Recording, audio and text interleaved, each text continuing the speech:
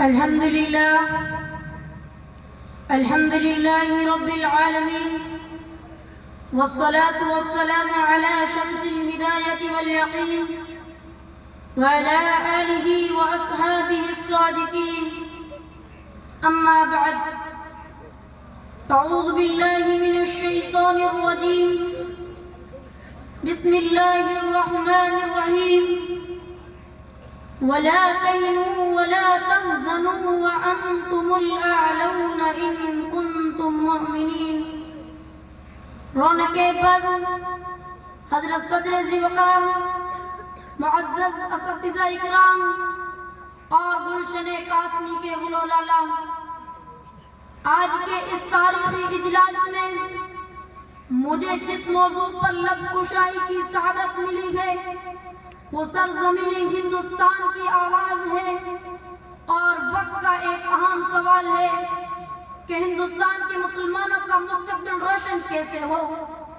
نوجوانان اسلام، یہ تو ایک وقت کا سوال ہے، لیکن میرا بھی تم سے ایک سوال ہے کہ آخر یہ انقلاب کیسے آیا؟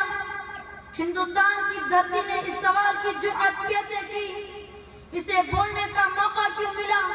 ہندوستان کی گلیوں میں یہ آواز کیوں گونجی؟ کیا ہندوستان کی سرزمین نے شاہان مغلیہ خلجی و غوری کی 800 سالہ حکمرانی کو بھلا دیا؟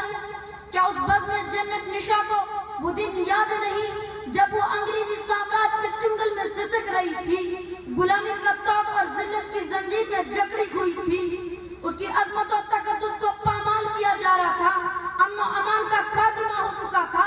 اے سرزمین ہند، بتاؤ تمہیں کس نے آزاد کرایا تھا؟ علم حریت کس نے بلند کیا؟ تاریخ آزادی کے بانی شیخ الہند کون ہے؟ مجاہد آزادی مولانا حسین احمد مدنی کون ہے؟ قائد آزادی مولانا ابوالکلام آزاد کون ہے؟ مولانا محمد علی جوہر، مولانا شوکت علی گور کون ہے؟ مولانا حفظ الرحمان اور عبد اللہ شاہ بخاری کون ہے؟ یہ سب کے سب کون ہے؟ ہماری اسلاف و اکابر تو ہے، ہماری آباء و اجداد تو ہے، جنہوں نے ہندوستان کی ماضی، حال اور مستقبل کو سنوارا ہے.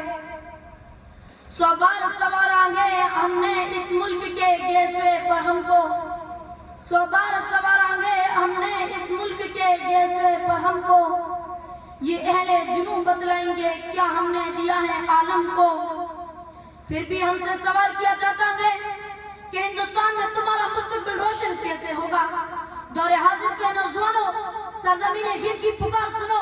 ہاں مجھے یاد ہے، تمہاری یہ اسلاف و اکابر ہمیں عزت و حکومت کا تاج پہنایا ہے، میری گردن سے توق غلامی کو اتارا ہے، تمہاری آباء نے ہمیں جنت نشاں بنایا ہے، لال قلعہ کی عظمت دی ہے، قطب مینار کی بلندی عطا کی ہے، تمہاری شہنشاہوں نے ہمارے سینہ گیدی کو تاج محل کے حسن و جمال سے سنوارا ہے. تھے تو وہ آباگی تمہارے تم کیا ہو، تھے تو وہ آباگی تمہارے تم کیا ہو، ہاتھ پہ ہاتھ دے منتظر گرداں کو.